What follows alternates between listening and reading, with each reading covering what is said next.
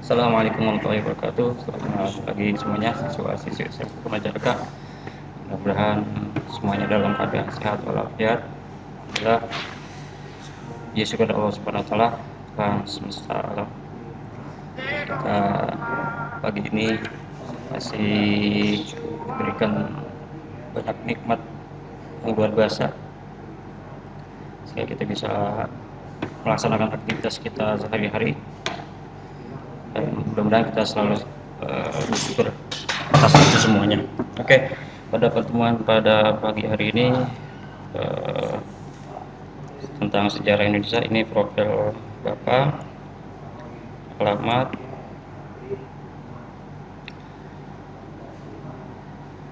telepon, seragamnya juga ada sini. Apa yang kita bahas pada pertemuan kali ini? Ini pertemuan pertama kita terkait pelajaran sejarah Indonesia, konsep dasar sejarah. Sebelum kita masuk materi hal-hal terkait dengan sejarah, kita perlu mengetahui tentang konsep dasar sejarah. Ilmu sejarah dan ilmu sosial merupakan dua ilmu yang saling berkaitan. Ya, betul. Jadi saling ada ilmu sejarah, ada ilmu sosial. Ini harus berkaitan karena itu nanti akan saling mendukung dan membantu.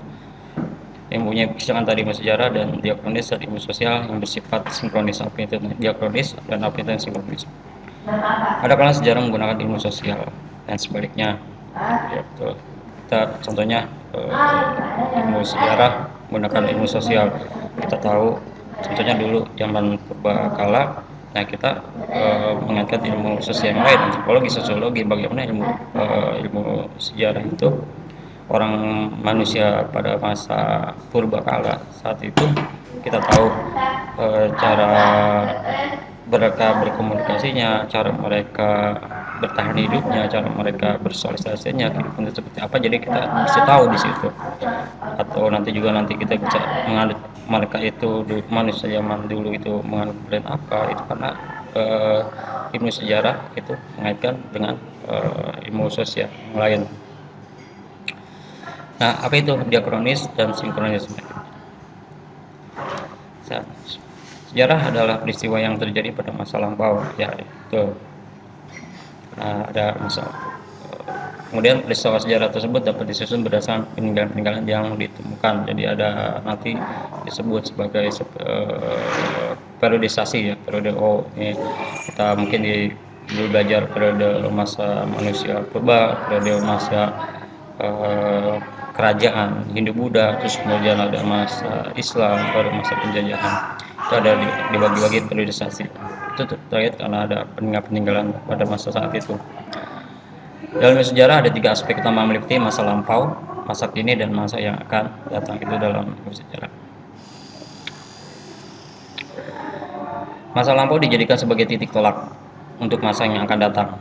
Masa kini sejarah dapat dipahami sebagai suatu cermin bagi generasi muda untuk menuju kemajuan dalam kehidupan bangsa dan negara Indonesia. Bagaimana cara berpikir sejarah yang benar? Bagaimanakah keterkaitan manusia dalam ruang dan waktu? Mari kita simak bahasan berikut. Ya, ini sejarah ada tiga. Pertama, masa kini, masa yang akan datang, masa lampau, masa kini, dan masa yang akan datang. Masa lampau contohnya gini, kita dalam bangsa Indonesia, contohnya bangsa Indonesia dalam untuk melakukan hal-hal ke depannya seperti apa bangsa Indonesia, kita pelajari masa-masa lalu. Oh, dulu kita Indonesia seperti ini, mau arah kemana gitu.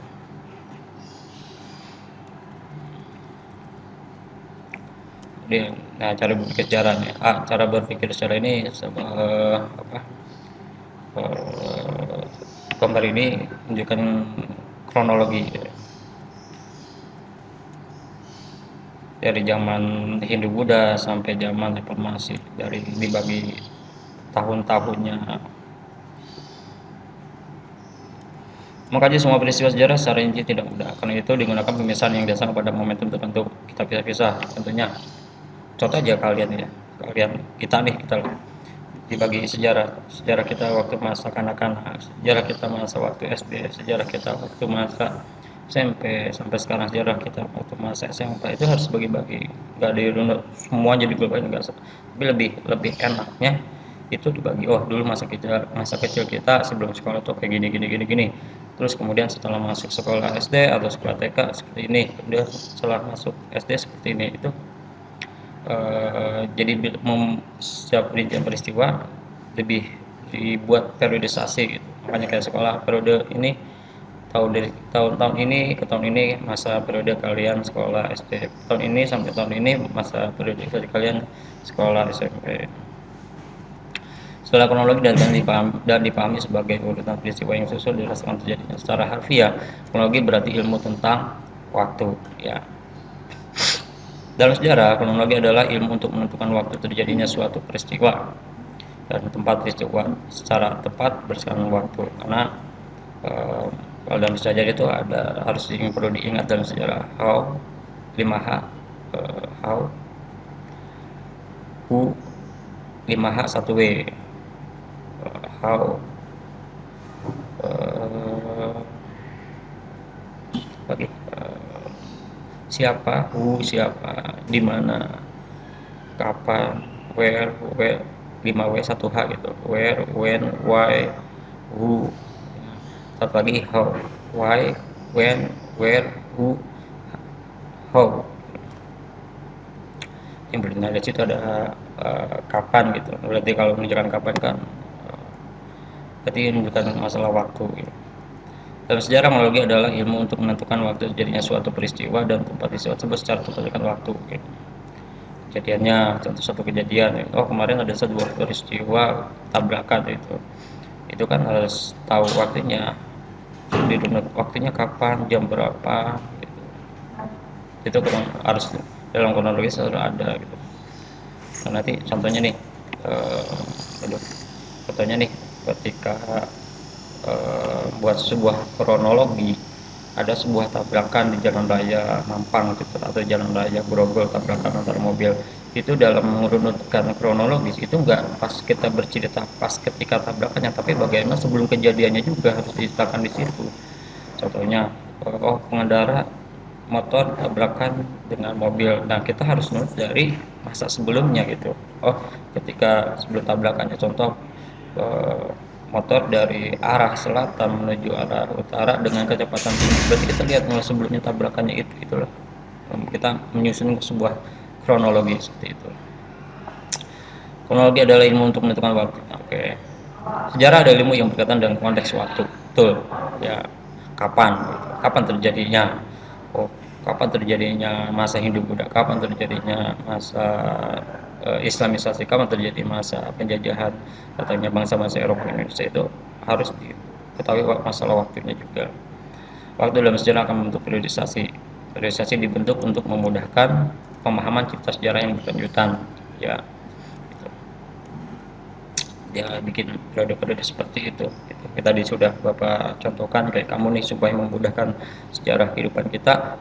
Berarti dari kecil periodisasi masa kita hidup, masa zaman TK, kemudian dibuat satu periode masa kehidupan masa SD, buat satu periode masa kehidupan masa SMP, agar lebih mudah gitu.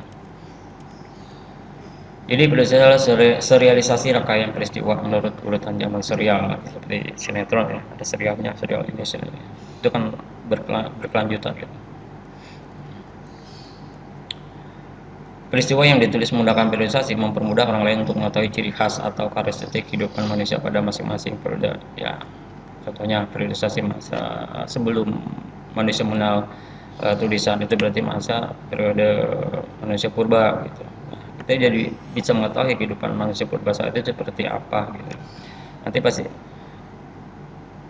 jika kita manusia lebih dipahami, oh kita memahami, oh dulu manusia purba itu seperti ini, seperti ini, seperti ini. Setelah mengenal tulisan, masuklah periodisasi masa Hindu Buddha, oh nanti ada akan sebuah perubahan di situ. Jadi kita bisa mengenal, oh dulu yang seperti ini berarti manusia purba, yang seperti ini berarti manusia zaman Hindu Buddha, oh seperti yang seperti ini manusia sudah mengenal adanya ajaran Islam gitu. Karena udah dibuat periodisasi. Ya, ini contohnya nih. Satu, zaman praksara atau zaman manusia sebelum mengenal tulisan. Saat dari zaman manusia sebelum mengenal tulisan sampai manusia mengenal tulisan, itu yang disebut sebagai zaman praksara. Itu periodisasi Yang kedua zaman sejarah, berarti zaman sejarah titiknya adalah ketika manusia sudah mengenal ditemukannya adanya sebuah tulisan. Sekarang, oke, konsep berpikir diakronis dalam sejarah. Galtung ini sebuah nama tokoh. Diakronis berasal dari bahasa Yunani, dia artinya melintasi atau melewati, dan kronos yang berarti perjalanan waktu. Artinya yaitu memanjang dalam waktu, panjang waktunya. Diakronik artinya suatu peristiwa yang berhubungan dengan peristiwa sebelumnya dan tidak muncul begitu saja. Ciri-ciri cara berpikir diakronis adalah konsep berpikir diakronis berarti mempelajari sejarah berdasarkan konsep waktu. Dari tadi runut waktunya, tadi contohnya sejarahnya tabrakan seperti ini dia. Dari sebelumnya tuh dari runut soal waktunya. Oh, tabrakannya jam 2. Berarti kita ngelunturnya jam pas jam 2 yang sebelumnya. Oh, tadi kendaraan dengan berkecepatan tinggi 5 menit sebelumnya itu adalah melakukan apa nih dia? Apakah mengendarai itu dengan kecepatan tinggi? Nah, itu secara diakronis. Masyarakat terus bergerak dan punya hubungan kausalitas atau sebab akibat. Nggak tahu harus kita tahu blok aja tabrakan, enggak ada sebabnya tabrakan ini apa, makanya kita runut sebelumnya, jadi kita tahu penyebabnya, kejadian tersebut akibat penyebab kejadian tadi tabrakan itu apa, berarti kita runut dari sebelumnya. Itu diakronis, suatu perubahan yang berkesinambungan berlangsung dari waktu ke waktu dalam kehidupan masyarakat. Konsep berpikir sinkronis dalam sejarah. Sinkronis berasal dari Yunani yang sin, yang artinya bersamaan, yang sin. Sinkronik juga diartikan sebagai ilmu yang meneliti segala yang meluas dalam ruang tetapi dalam waktu yang terbatas. Ruang tetapi waktunya terbatas. Itu sinkron pada kita. Sejarah akan menjadi sebuah ilmu yang sinkronis ketika bersentuhan dengan ilmu sosial. Hal ini berarti bahwa ilmu sejarah tersebut memanjang dalam waktu dan melebar dalam ruang. Waktunya panjang, ruangnya pun jadi lebar. Inti dari ilmu sinkronis adalah berpikir luas dalam ruang dan menyempit dalam waktu. Contohnya nih ilmu sejarah, ilmu manusia purba. Ini meluas dalam ruang gitu ya. Kita bisa mempelajari situ bagaimana cara mereka hidupnya, bagaimana cara mereka bersosialisasinya, mungkin cara mereka kehidupannya seperti apa, kan jadi kita meluas dalam ruang itu, banyak yang kita pelajari di Malaysia purba itu, tapi menyempit dalam waktu, nggak harus dibatasi, nggak sampai meluas itu. Berikut ciri-ciri khusus berpikir sejarah secara sinkronis. Sistematika yang tinggi, titik berat pengkajian pada strukturnya, berpikir secara horizontal, cakupan kajian lebih sempit, mengkaji peristiwa pada masa tertentu, tidak ada konsep perbandingan, kajian lebih sempit, sifat kajian lebih mendalam. Jadi dipersempit lagi sinkronis itu, contohnya masalah kehidupan purba aja dulu di situ. Keterkaitan berpikir sejarah secara diakronis sinkronis. Sejarah adalah proses. Ilmu sejarah sendiri memiliki sifat yang diakronis, yaitu memanjang dalam waktu dan dalam ruang yang terbatas. Sejarah itu sendiri merupakan suatu rekonstruksi, disusun kembali rekonstruksi itu. Peristiwa masa lalu yang bersifat kronologis, ya kita menyusun sebuah cerita gitu. Tapi bagaimana kronologisnya seperti itu, tadi udah Bapak contohnya seperti sebuah kejadian tabrakan, kita susun dulu di mobil, blok bukan pas di sininya, tapi bagaimana sebelumnya kejadian mobil seperti ini, di sini kita bikin sebuah kronologisnya, kemudian kita rekonstruksi kembali seperti apa, nanti akan ketemukan jadi sejarahnya. Oh, pada saat itu jam, tempatnya di mana, jamnya, waktunya siapa saja, kita akan tahu kenapa sebab akibatnya tadi jadinya tabrakan tersebut. Adapun ilmu sosial itu bersifat sinkronis, menekan struktur.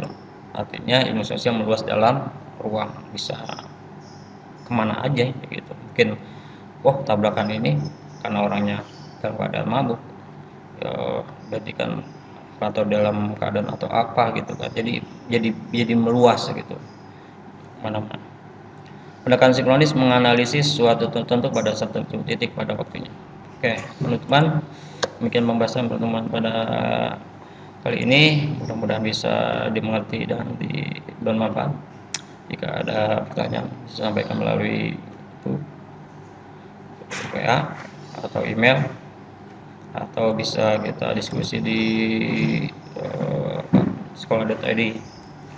Masih mengikuti pelajaran Bapak pada pagi hari ini. Assalamualaikum warahmatullahi wabarakatuh.